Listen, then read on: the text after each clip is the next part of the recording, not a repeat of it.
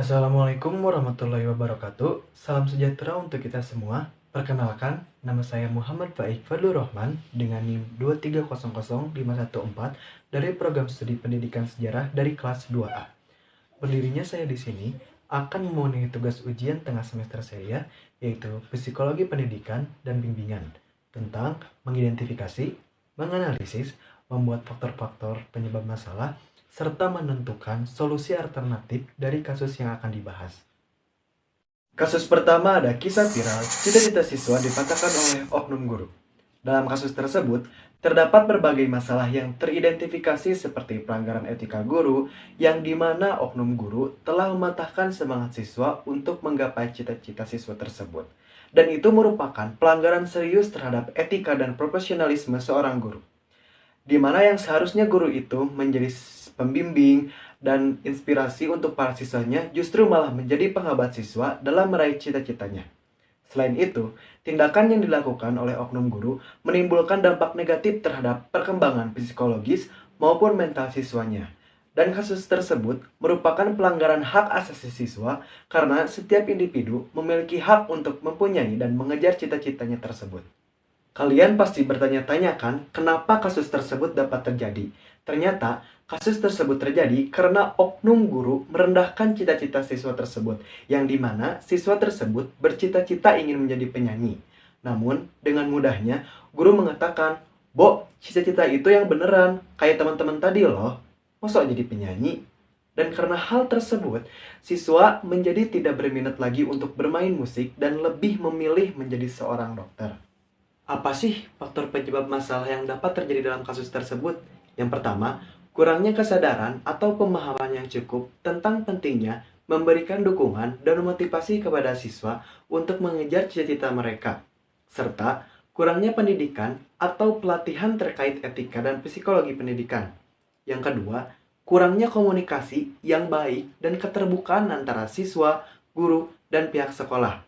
Terkadang, siswa merasa tidak nyaman untuk berdiskusi dengan guru karena cita-cita mereka yang bisa dibilang kurang selaras untuk digapai, dan guru juga kurang menyadari akan pentingnya aspirasi dan dukungan dari seorang pendidik.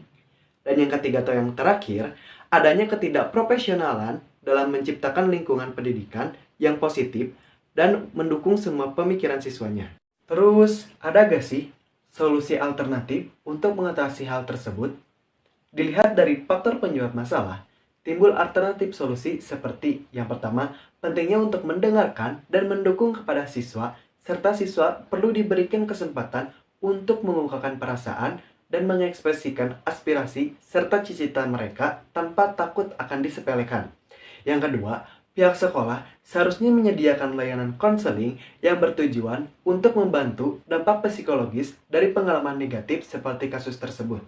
Yang ketiga, pentingnya dilakukan pelatihan dan pendidikan kepada tenaga didik akan pentingnya memberikan dukungan dan dorongan serta menjadi aspirasi bagi mereka untuk kepentingan psikologis siswa agar dapat mengejar mimpi dan cita-cita mereka. Kasus kedua yaitu serba-serbi kebijakan masuk sekolah jam 5 subuh di Nusa Tenggara Timur. Permasalahan dalam kasus ini adalah pro kontra tentang kebijakan masuk sekolah pukul 5 dini hari oleh pemerintah serta Dinas Pendidikan dan Kebudayaan Nusa Tenggara Timur. Nah, kalian pasti penasaran kan mengapa kasus tersebut dapat terjadi? Kasus tersebut dapat terjadi dengan alasan peningkatan mutu pendidikan yang layak, melatih karakter siswa SMA atau SMK demi membangun sumber daya di Nusa Tenggara Timur. Apa sih faktor penyebabnya? Yang pertama, kurangnya sosialisasi kebijakan. Yang kedua, transportasi yang kurang memadai. Yang ketiga, resiko yang terjadi kepada siswa ketika kurang tidur dan dipaksa untuk masuk pada dini hari. Terus, apa sih solusi alternatif untuk mengatasi hal tersebut? Yang pertama, melakukan evaluasi terhadap kebijakan tersebut serta menganalisis dampak terhadap kesehatan, kesejahteraan, dan kinerja belajar siswa. Yang kedua, memperhitungkan segala faktor dari mulai transportasi, jarak tempuh, kondisi cuaca yang mempengaruhi waktu perjalanan siswa. Dan yang ketiga atau yang terakhir, mempertimbangkan kebutuhan, kesehatan, pola tidur, dan pertumbuhan serta perkembangan siswa. Kasus yang ketiga yaitu dua remaja pelaku kritik di Magelang masih pelajar SMK. Kasus yang dijelaskan dalam video tersebut merupakan sebuah tragedi di mana pelaku melakukan aksi kelitih atau kejahatan jalanan seperti pembacokan menggunakan celurit, dan pelaku merupakan dua orang pelajar SMK yang masih berusia 17 tahun. Mengapa sih kasus tersebut dapat terjadi? Kasus tersebut terjadi karena berbagai alasan seperti remaja sering mencari pengakuan dan eksistensi diri, kurangnya ruang untuk remaja mengekspresikan suatu hal, dan lingkungan pergaulan yang salah. Ada beberapa faktor yang menyebabkan kasus tersebut dapat terjadi. Yang pertama, kurangnya pengawasan dan bimbingan dari orang tua atau pihak sekolah. Yang kedua, pengaruh lingkungan yang membuat pelajar menjadi ugal-ugalan. Yang ketiga atau yang terakhir, kurangnya pemahaman tentang konsekuensi hukuman dari tindakan mereka. Untuk menanggulangi kasus kelitih, ada beberapa solusi dan alternatif solusi yang dapat dilakukan.